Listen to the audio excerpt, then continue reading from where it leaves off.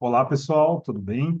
Estamos aqui com mais um vídeo, com mais um entrevistado da Impulsionar Negócio, o João Pedro, nosso entrevistado de hoje. Ele é um empreendedor há mais de 10 anos, né? Ele constituiu uma empresa, vem de uma área de tecnologia da informação, e está aqui para contar um pouquinho da sua história, né? Então, João, queria que você contasse para o pessoal, né? Quem é você, por que resolveu empreender. A gente sabe que isso não é fácil, né? Tem muitos altos e baixos, mas é para passar a experiência aí para as pessoas e para a gente poder também entender um pouquinho esse processo do seu desenvolvimento. É um prazer aqui eu estar aqui. Um convite foi, confesso que fiquei surpreso, né? Estou muito feliz por estar participando. Muito obrigado, o Enio.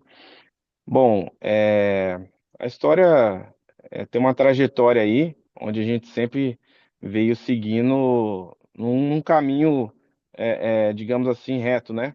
Sempre a gente esteve evoluindo basicamente no mesmo nicho, né? Digamos assim. Começamos lá atrás, na época que eu tinha é, 18 anos, mais ou menos ali. Comecei a mexer no computador e tal, e comecei a conhecer os periféricos do computador e a parte interna e tudo mais, e isso no meu computador próprio. Aí eu comecei a ver que eu tinha que eu aprendi a formatar, né, o computador. E era bem simples na época, era bem básico, onde vinha um CDzinho já junto com o computador, e ali já tinha o Windows XP, por exemplo, que você colocava e ali você já subia o Windows de novo da mesma forma que veio da loja, né? Uma vez que eu aprendi isso, eu já comecei a fazer para outras pessoas. Aí eu vi que o negócio estava fluindo, né? O pessoal gostou. Aí fiz para um de graça, fiz para dois, três. Falei, olha, parece que isso é um bom negócio. Nessa época eu já trabalhava para os outros, né? Trabalhava no supermercado, né? E aí eu comecei a empreender. Aí eu comecei a brincar, né? Fiz para um, cobrava na época, acho que era algo em torno de R$ 30. E aí fiz para um, fiz para outro, fiz para outro, aí falei, poxa, aí chegou uma época que a formatação só, às vezes em algum computador não estava sendo suficiente. E no meu mesmo computador já não estava legal. Aí eu entendi que a sujeira que estava entrando no computador e sujando os periféricos ali, ela estava atrapalhando, né? E a formatação em si, ela é sistêmico, né? E a sujeira já é hardware. Então, o hardware, quando ele está sujo, ele aquece. E aí, automaticamente, eu aprendi mais essa, desmontar, saber onde que eu poderia tocar nas peças, onde eu não poderia. E com isso, eu comecei a fazer, obviamente, no meu, né? Sempre o meu computador foi cobaia. E esse computador, é importante lembrar, né? Eu ganhei do meu pai, junto com a minha sogra também. Meu pai e minha mãe dividiu aí em 18 parcelas aí nas Casas Bahia, né? Junto com a impressora Lexmark, que vinha, sucesso da época, que tirava Xerox. E aí, com isso, eu fui desenvolvendo, né? Então, no dia a dia, contrai muita sujeira. Por mais que a casa esteja muito limpa, contrai. E assim, dando um resumo aí, comecei a fazer limpeza aí também para os computadores do pessoal. Então, cobrei mais 30. Então, começou a R$ 60 aí a limpeza mais formatação. E aí, ali foi o ponto inicial, né? É, Em relação a curso, fiz alguns cursos, me ajudou bastante, né? No Allan Kardec, que na época, o certificado Allan Kardec, eu não sei se hoje ainda é assim, mas na época ele vinha do Senai, né? É um certificado muito, muito bom, muito forte no mercado, e o pessoal também dava um ensinamento muito bom. Aí eu aprendi um pouco o que que era computador, né? O que que era os hardware e tudo mais, mas o mais mesmo foi na raça, né? Ali com a experiência do meu próprio computador. Feito isso, passado um tempo, eu decidi sair do comércio e montar meu próprio negócio, que no caso, na época, era uma lan house, né? E aí eu montei a lan house, né, tudo sozinho ali, digo, apertava ali os parafusos, tudo, montei os computadores do zero, montei as mesas, e na época a gente tinha cerca de 10 computadores, né, e tinha fliperama, e a gente foi implementando videogame, e foi muito bom, foi muito bom. Logo no primeiro ano a gente teve uma procura, né, muito grande e fez a gente expandir ali, obrigou a gente a expandir o negócio, construímos mais um espaço, né, duplicamos o espaço e a gente pôde colocar sorvete, mercearia, enfim, podemos colocar lingerie, brinco, tênis, a gente tinha de tudo um pouco, né? A gente começou, eu digo a gente porque sempre teve a minha esposa junto, né? Então a gente sempre estava junto nessa caminhada. E a gente ia para São Paulo, né? Ia de moto, uma motinha fraquinha que a gente tinha na época, 125, ia nós dois na moto, trazia um monte de sacola de pendrives, né? De tudo que a gente comercializava ali. Enfim, era bastante coisa mesmo. Na região a gente comprava as coisas no IGA para revender e comprava no show de bola, na sorveteria, comprava os sorvetes, enchia o freezer. E aí a gente comercializava ali. Então, mas dava muita molecada, muita gente precisando de serviço de fazer currículo, muita necessidade de currículo, o pessoal precisava. Puxar processo, né? Seja civil ou trabalhista, puxava processo, então a gente tinha várias coisas, vários serviços. Passado um tempo, obviamente. A Lan House foi dando uma diminuída, por quê? Foi começando o pessoal a ter computador, né? E eles começaram a ter computador, começou a diminuir a visita ali na Lan House, que era cheia da hora que abria até a hora que fechava.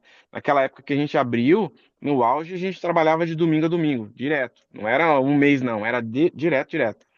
E aí foi caindo essa clientela, aí o pessoal foi diminuindo, e aí a gente notou, falou, olha, por que que está acontecendo? A gente viu, né, a alta demanda de computadores de manutenção, ela sempre foi crescente, né? Sempre cresceu, devido a essa condição do pessoal começou a ter condições financeiras de ter computador em suas casas. Só que aí teve um detalhe, né?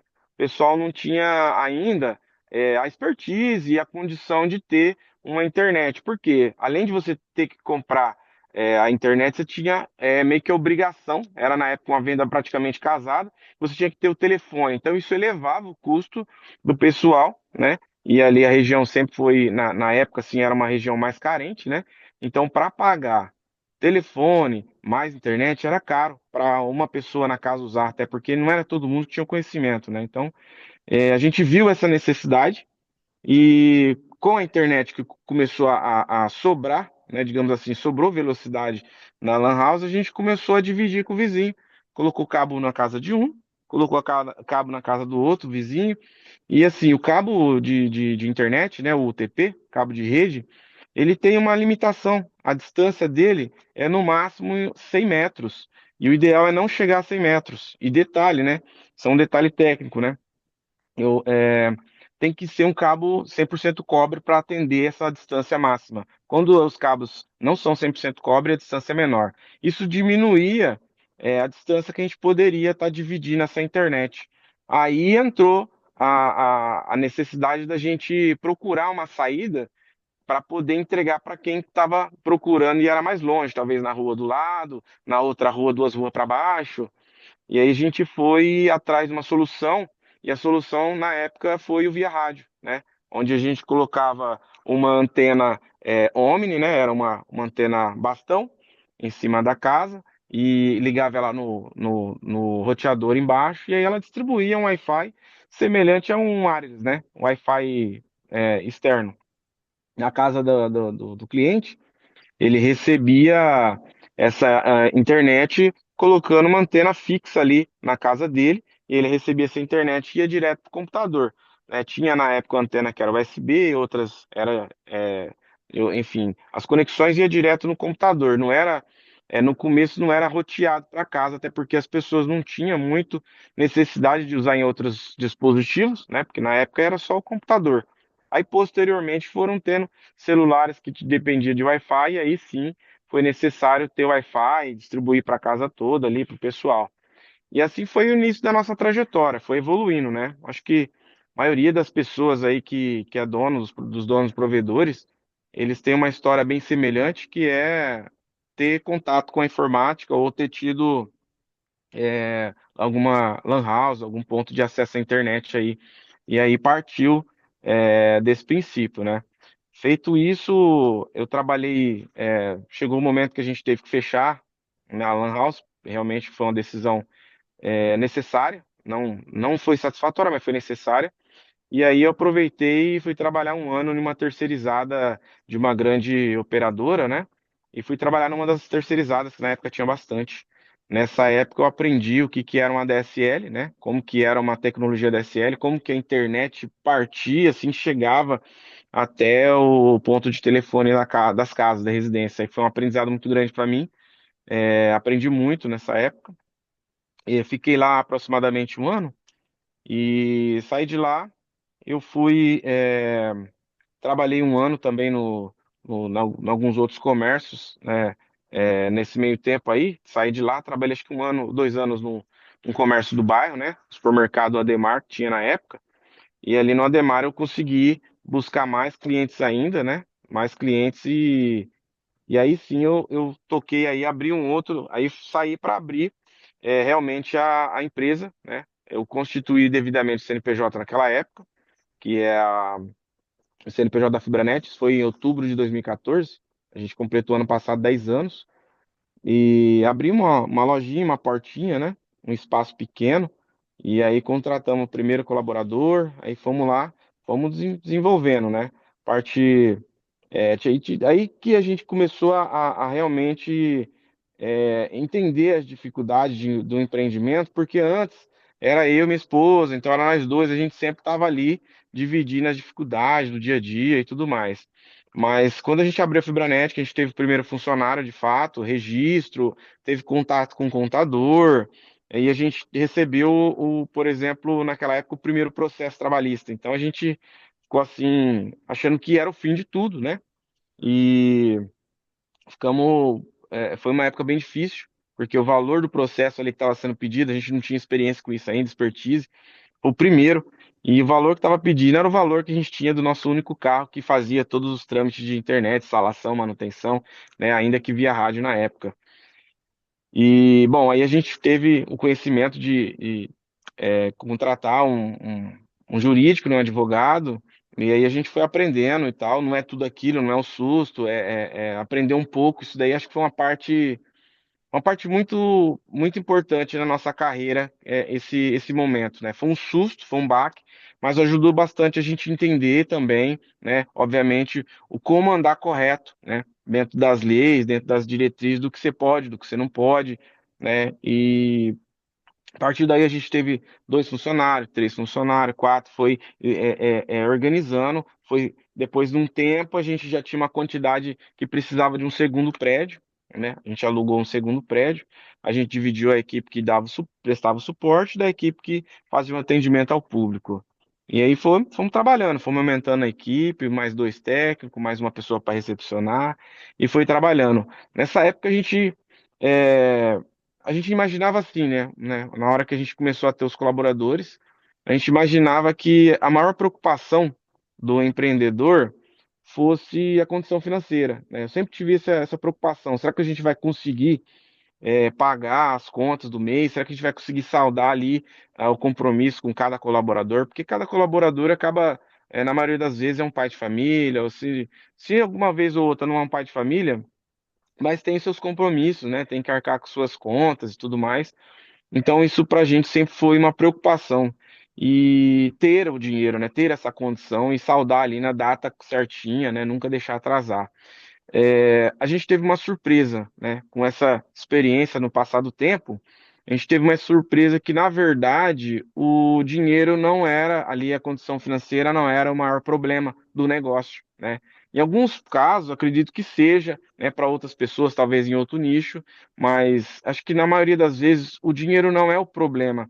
A dificuldade maior que tem é de você realmente conseguir gerir o negócio com relação às pessoas, né? As pessoas elas têm suas particularidades e o relacionamento com um e com o outro é o segredo da coisa, né? Porque não tem negócio nenhum, acho que não há nenhum negócio que vá para frente ou que não dependa aí de pessoas. Poucos negócios que devem existir aí e depender de ninguém, talvez nenhum colaborador, né? Como tem um amigo aí que ele dizia o quê? Se você trabalha sozinho, então você não tem uma empresa, né? Você tem uma eu presa, né? Ou seja, depende de você. E quando você tem uma empresa, você tem que delegar função, tem que saber coordenar a equipe, né? Existe uma grande diferença de um líder, né? De um líder e que sabe, né, direcionar e liderar a equipe, e de um outro que ganha um título de líder, mas ele não aplica, ele não sabe como conduzir uma equipe. Então, eu sempre fui atrás de aprendizado, curso, workshop, cursinho, workshop e tudo mais para mim poder sempre estar atualizando. Assisti muitas aulas online, vi muito YouTube, vi muito Google, conversei com muitas pessoas que têm mais experiência. Sempre meu vínculo de amizade, ele foi repleto de pessoas que têm muita experiência, né? E aí a gente sempre acaba aprendendo alguma coisa. Sempre, sempre, sempre. E aí nesse decorrer todo a gente acabou, graças a Deus, crescendo. Precisamos de mais um prédio maior, na verdade. A gente trocou a loja ali onde a gente recepciona os clientes para um lugar maior, onde a gente conseguiu iniciar ali uma segmentação melhor, onde a pessoa que recebe tem um ponto, a pessoa que faz uma venda tem outro ponto, uma sala, onde a gente tem uma sala de reunião, onde tem uma sala de diretoria, onde a gente tem uma copa. E a gente começou a ter uma segmentação, profissionalizou mais, né, o negócio, e a gente fica até mais feliz quando a gente vai entrevistar uma pessoa, a gente tem um espaço adequado e tudo mais. E passado mais um tempo, a gente cresceu mais um pouco, e aí a gente precisou de um outro prédio, né?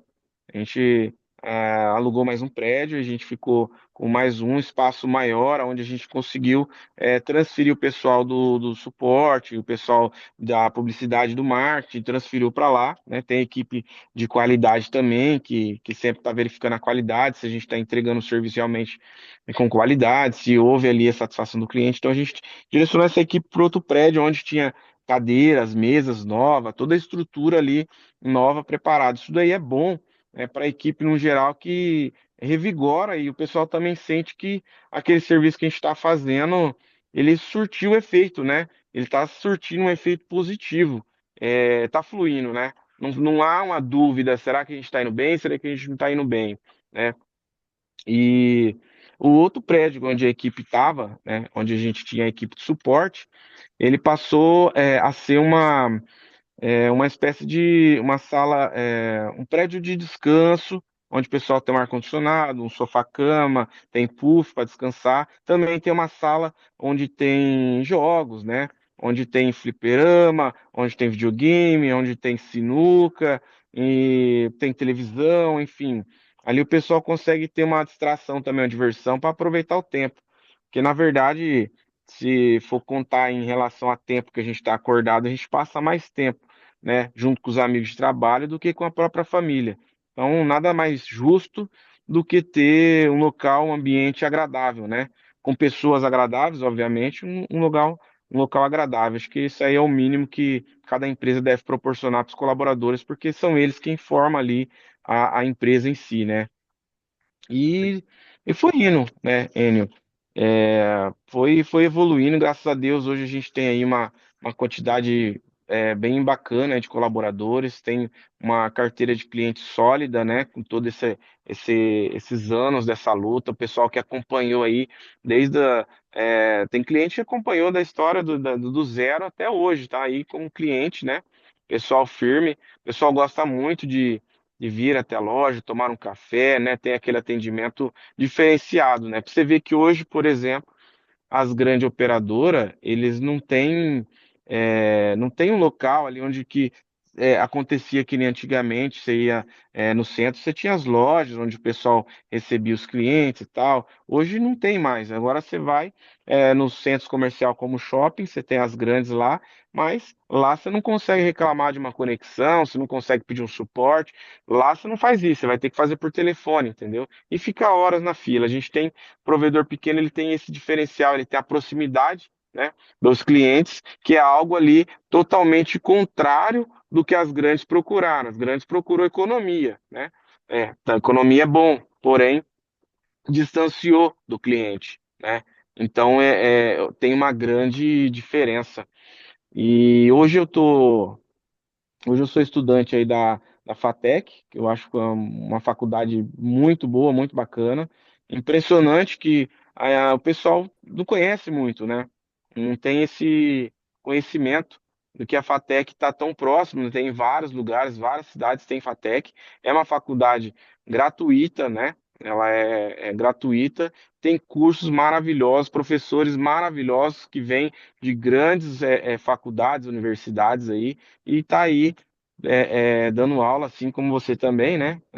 Dando aula aí para o pessoal. Isso é enriquecedor. Hoje eu estou no meu terceiro semestre, faltam mais três para concluir gestão empresarial. Estou muito satisfeito, muito bacana, e eu acho que estou contribuindo, né? Contribuindo com a sociedade, tô fazendo a minha parte, né? E gestão eu acho que é o que eu vivo, é o que eu respiro, né? Eu acho que eu tenho feito um bom trabalho, né? Eu escuto isso do pessoal, dos clientes, dos colaboradores. Obviamente, ninguém vai conseguir agradar a todos, mas a gente faz o máximo para a gente poder fazer uma boa gestão, né? Acho que isso é extremamente importante. Legal, muito bom, João, seu depoimento, um depoimento bem bacana. E você colocou, acho que um ponto bem interessante que ninguém tinha tocado ainda. O seu primeiro percalço em abrir o seu negócio foi um processo trabalhista, Processo, processo, né? processo. Eu Processo acho que isso daí, trabalhista, assim, assim, toma um é susto, igual né? concorrência. É igual concorrente. E eu falo que eu gosto de concorrente, porque se não fosse concorrente, eu acho que a nossa empresa não chegaria onde chegou, porque chega uma altura que você fica acomodado, né? Acho que todo mundo tem uma altura da vida aí que fica acomodado. Quando você vê que você tem um concorrente e ele está fazendo alguma coisa de novo, você tem que imaginar, existe uma balança. Eu sempre coloco isso para os colaboradores, existe uma balança. Se você está aqui e está satisfeito, o concorrente está subindo. E você acha que está tudo bem, seu salário, seu saldo está entrando daquele mesmo tanto, mas o concorrente está subindo. Uma hora que você for ver, é tarde, você não tem condição de oferecer o que ele está oferecendo, porque ele já cresceu bastante e você não. E aí você, obviamente, vai chegar aí em situações bem críticas.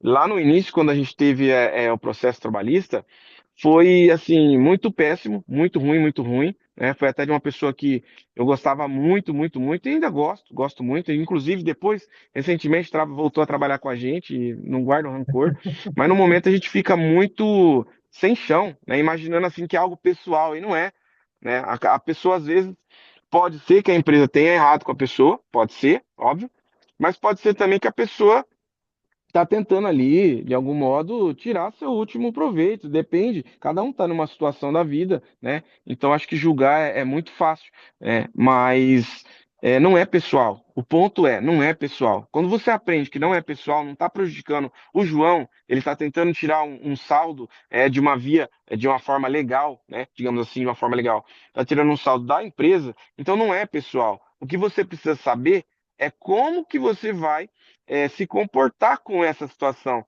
Você tem que se munir de informação, você tem que se munir se associar a pessoas que têm mais conhecimento, procurar um apoio jurídico adequado, né? E partiu daí os próximos que vão aparecer, né? Que acaba aparecendo, não é? E você já tem um norte, né? Você sabe que pode acontecer, né? Pode acontecer. A nossa evolução, né, como empreendedor, nossa evolução como gestor, porque a gente nunca sabe o que é ser gestor. A partir do momento que você cai na cadeira, aí você começa a ver os grandes problemas aí, os percalços que a gente tem ao longo da nossa trilha, né? Justamente. Isso é bem complicado, muito legal esse depoimento. E se você pensasse fora essa questão de pessoas, fora essa questão do, do processo trabalhista, hoje o seu principal desafio é o quê? Pessoas, achar mão de obra qualificada, É, dentro dessa evolução que você teve dentro da Fibranet? bom, eu acredito que desde de lá de trás até hoje, o maior desafio que a gente teve e tem são pessoas, né? Então, a gente tem uma equipe muito bacana, muito boa.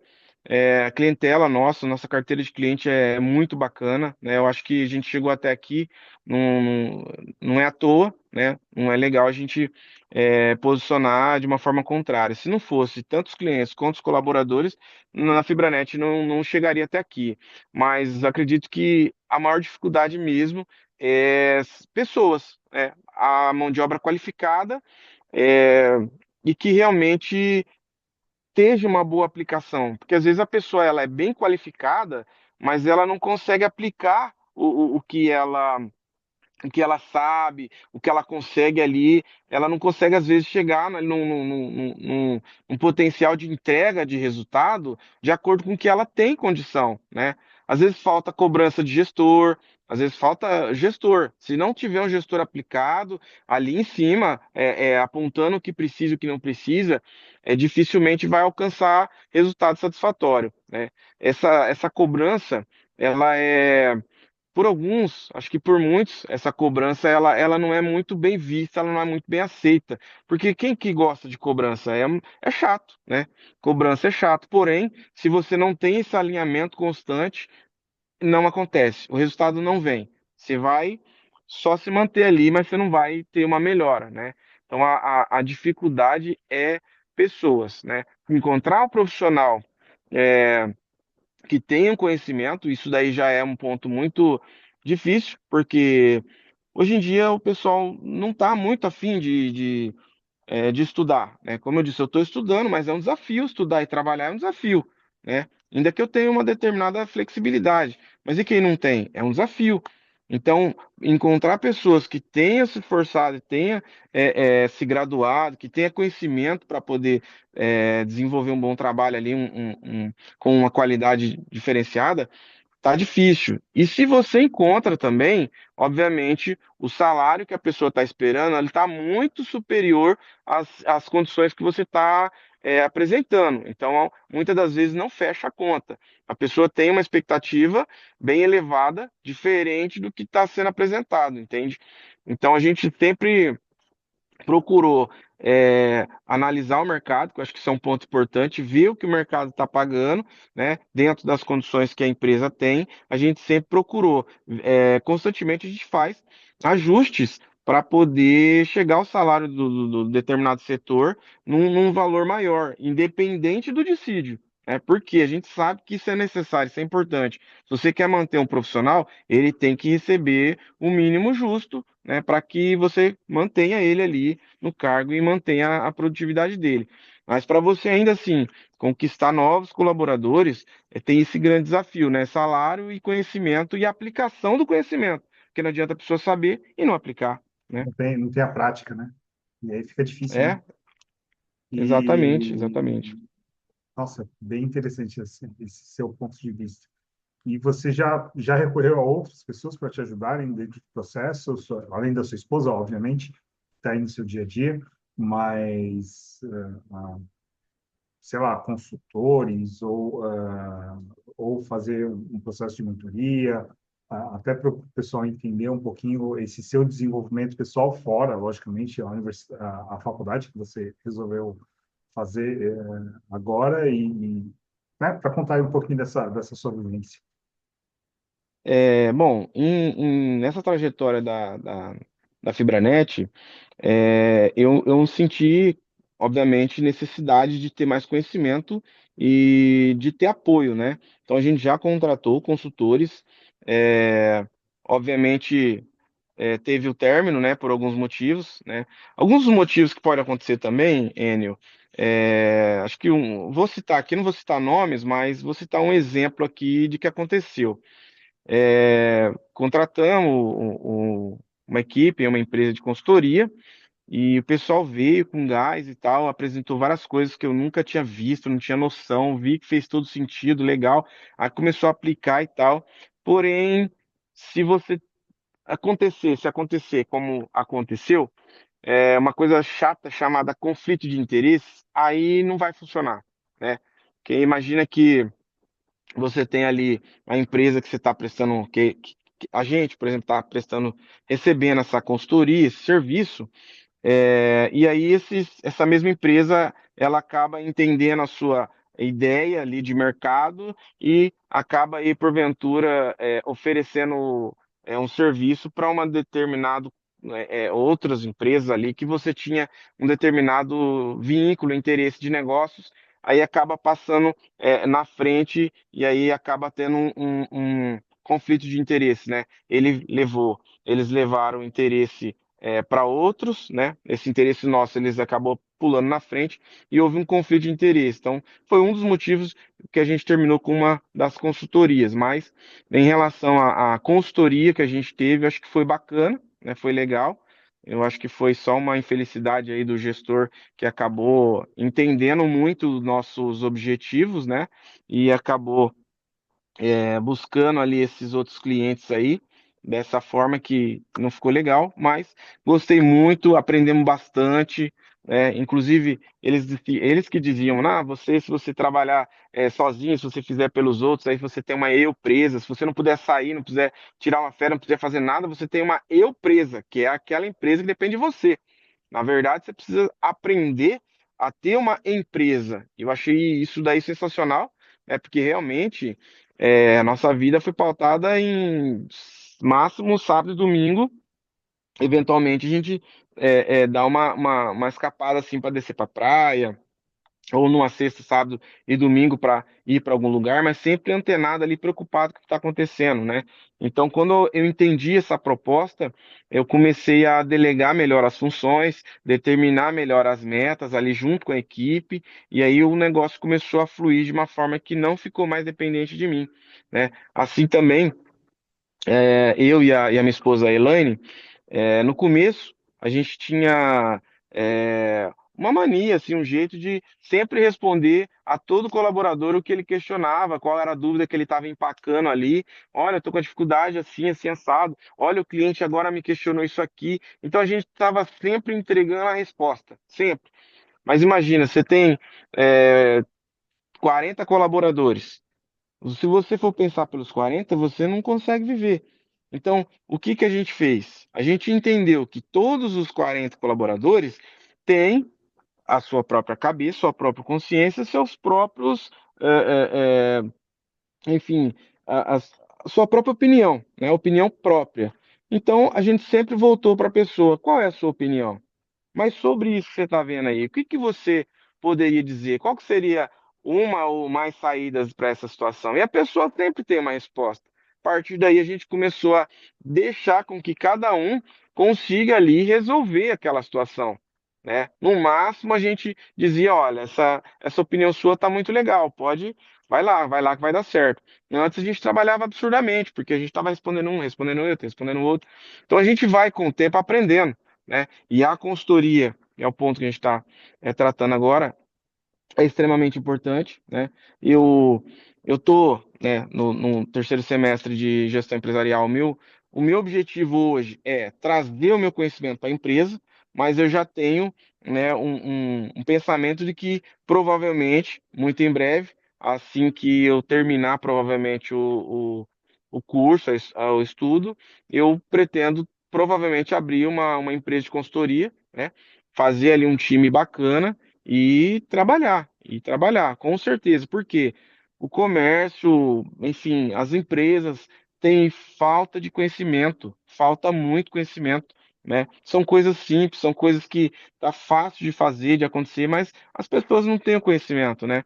Porque, veja bem, existem muitos comércios, né? Vamos citar uma lanchonete. O pessoal sabe fazer lanche muito bem, mas ele não tem noção de administrar. Ele vai parar para administrar, ele não faz o lanche, ele não sabe como que a coisa vai acontecer ali, né? Então ele precisa ter uma boa aplicação num geral, assim como nós lá no início teve assim ficamos sem chão quando recebemos o primeiro processo, a gente não tinha noção nenhuma jurídica. Então quando a gente foi aprender, foi na raça.